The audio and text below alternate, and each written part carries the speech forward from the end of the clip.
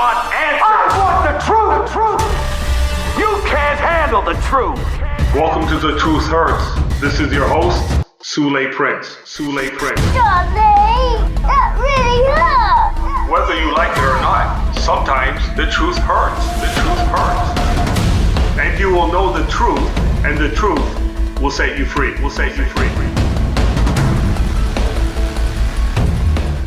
Well, welcome to the Truth Hurts podcast. Now, if this is your first time watching our podcast, you could please subscribe to the truthhurtspodcast.org. We also have the thirddegree.org. Now, if you're looking for more information, you could go to suleprince.com. Now, today is an exciting day because I have with me Samuel Say. He has been on our podcast before. Samuel Say is a blogger. You could read his articles on slowtowrite.com. Also, he works for the Canadian Center for Bioethical Reform. Samuel, how are you doing today? I'm doing well. It's been nice hanging out with you a little bit today, and happy to be back. All right, Samuel, give me your thoughts now. We see this Black Lives Matter movement morphing, turning into different things. Now they're pulling down statues of historical figures because they were so-called slave owners, or maybe not even so-called, they were slave owners. Mm-hmm. When is this going to stop? And in fact, when is it going to turn against the people that we have grown to love and appreciate when it doesn't fit their agenda? For an example, Black Lives Matter is pro homosexuality. A guy like Martin Luther King, who would not have endorsed the lgbtq. Mm-hmm.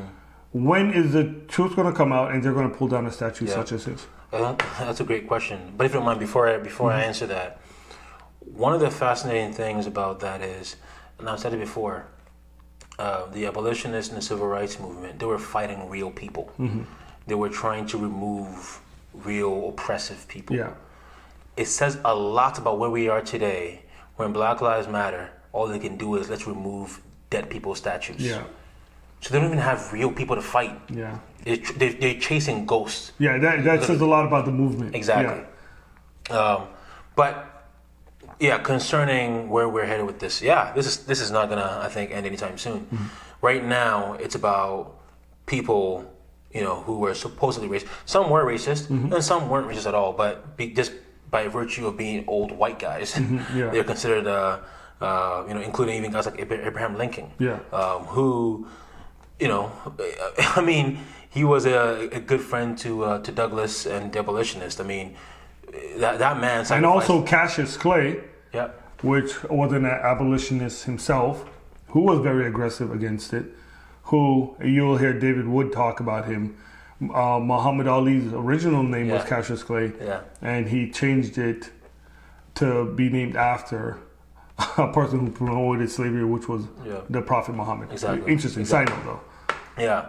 So, where we're headed towards right now, that there'll be a time where it will be like, well, Barack Obama, Martin Luther King Jr. Now, Barack Obama, it was pretty obvious that he was privately pro LGBTQ, but publicly he wasn't. Mm-hmm. On both of his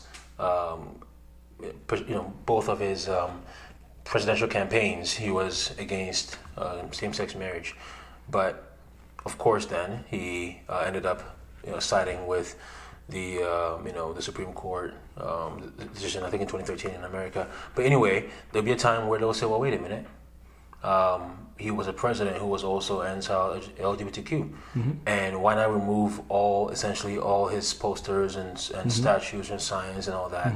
Or even right now, I've said this before. What if right now, since we're in the pandemic, what if the person who finds the cure is a woman, and this woman has had an abortion, and we build a statue for this person, but then one day when finally we have ended abortion, and that the whole world agrees that abortion is wrong, should we then remove the statue of this woman who saved so many lives because they had an abortion?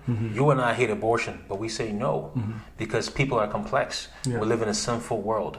We've all done a lot of evil things, right? We've all done a lot of wrong things, but that's not, in terms of how we relate to each other, That's not what defines you as a person. We're much more complex than that.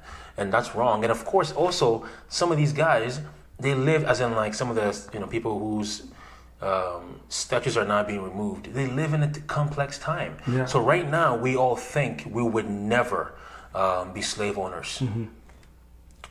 Look, I mentioned to you earlier about the fact that 30% of freed black people in the South own slaves. We say, how is that possible? That was what you did, as earlier, as I said, that's what you did to survive as a wealthy person. They didn't see it through the same lens that we see it now. Yeah. We now rightly hate slavery, but at that time, it was part of the culture. Yeah. In the same way that many of us have friends who've had abortions, but we're so used to it in this culture that we don't even hate it as much as we should. Yeah. And we're not going to hate it we don't hate it as much as we will 20 years from now. Yeah. Because we are living in that environment, right? So we need to be much more understanding of why people do the things they do. Not an excuse, Yes. but just as understanding the nature of sin and the nature, I said before, The look, nature of the time, right? yes. I've also said this too. A lot of the people right now who are removing these statues have done far worse than the slave owners and the racists. They've actually killed people. They've killed their own children, many of them. Yeah. Right? And as Christians, we also recognize God does not cancel. If you are in Christ, right? So, for example, there's a George Whitfield statue that's been removed. I think it has been removed right now in the University of Pennsylvania. They can remove his statue, fine, but he's not going to be removed from heaven. Yeah. Right? Christ does not cancel people who trust in him. Yeah. He cancels sin, but not sinners who believe Yeah. in him. But the people who are canceling him, Christ will cancel them. Yeah. So, Very true. but especially we Christians should not be embracing this culture. We should not be, Yes. following it at all. Yeah, I find it interesting, just to tackle into what you're saying. They want to pull down these statues of these individuals who were slave owners. Were they put up because they owned slaves? No.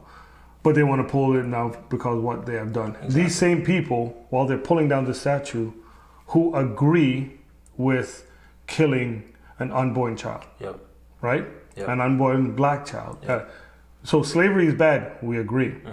But murdering the unborn black child in the womb of a mother is just as worse as well. Yeah. Same people. You see the hypocrisy? It's even worse because, so for example, again, slavery was wrong. In America, since Roe v. Wade was passed, 20 million black people Yeah.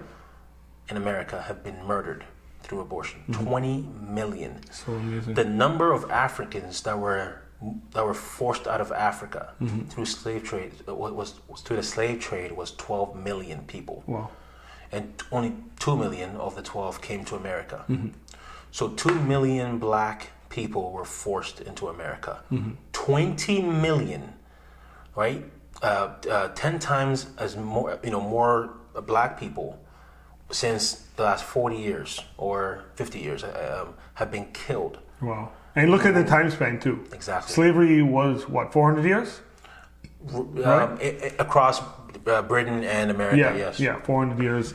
Then we have the segregation.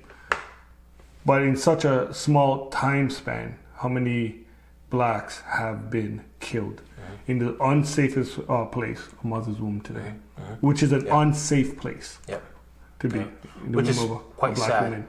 Because right now, yes, the most unsafe place to be is, to be black or to be anybody is in the womb, where 1 in 4 women get abortion, and it's even higher amongst black women. Yeah. So, but that should be the safest place for a person, and yet it's not the most unsafe place. But yet, as a culture, we celebrate that. Yeah. We celebrate the That's abortions, beautiful, yeah. and then we're actually, we're out there fighting ghosts instead of trying to save the real babies. That's very interesting. Okay, let's talk just briefly about Pan-Africanism. Explain that to me.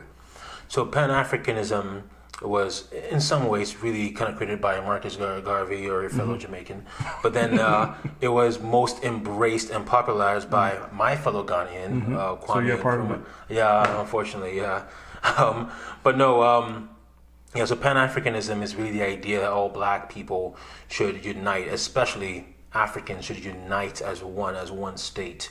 And, you know, because the idea is the entire world is against black people or Africa, which, and, you know, Black Lives Matter is a very Pan-Africanist movement too, which is why they are a global organization. They exist, of course, in America, Canada, Britain, primarily in other nations too, but primarily in those three nations. But Pan-Africanism is, yes, that black people, especially Africa, should unite as one unified group, no matter their differences, just unite as one group, and really, especially to apply socialistic views. The problem is, because they are socialist and because they are communist, they've actually destroyed Africa more than any other group. It may seem shocking, but the facts bear this out. So Pan-Africanists overwhelmingly were the liberators in Africa. So Kwame Nkrumah was, again, Ghana's first president, and he helped Ghana remove one tyrant in the British Empire, and he became an even worse tyrant himself, to the point that there was a coup against him. But yet Ghana, at least, we were spared. Because there was a coup against him, we were spared from... We had some troubles too with other communist leaders too, but we didn't have it as bad as other people, where essentially name any powerful African dictator, they were all Pan-Africanist. Every single one. Every single one. And they were much more atrocious, much more evil than even the European colonialists in Africa. And so right now everyone talks about, you know, how behind Africa is. Well, we are, sadly, for a long time, we were actually better off.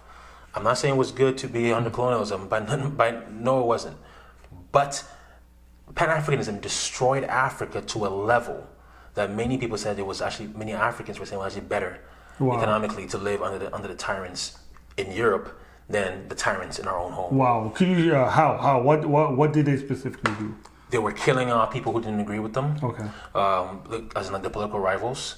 They were communist, which destroyed Africa. So, for example, I was telling my mom, I was born in 1987, and my dad left before I was born because the Ghanaian economy, in part, was really, really bad. So he fled, and I've never seen him.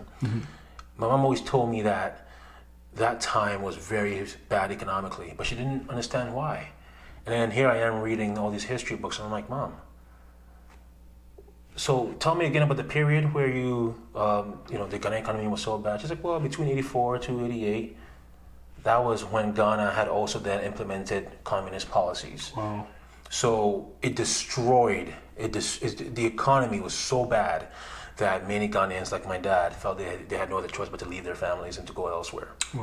Now, that's on him, right? Not just the government policies, but bad policies can create bad parents, right? So yeah, you had a lot of civil wars were created out of these things, and there's the war crimes, and just them living in excess. Because, as I said earlier, socialism or communism will create a political elite, and they will take care of their families and their friends, but they're not going to take care of the entire country. So there's so much corruption and all that. So it's actually only now, for the last 25 years, that Africa is becoming more capitalistic. Africa is moving away from socialism, and that's why Africa is now the fastest growing economy, well, continent-wise, in the world, because we are now deviating from our communist Pan-Africanist past. Amazing. Sam, it has been such a pleasure to have you on this program. As I say, the truth hurts. Facts don't care about your feelings, and facts don't care also about your perceptions. Your perceptions are not proof. Thank you for watching. Thank you for watching this video. If you like what you just watched, click the subscribe button. And beside that is a bell icon. Click that. It will notify you of all upcoming videos.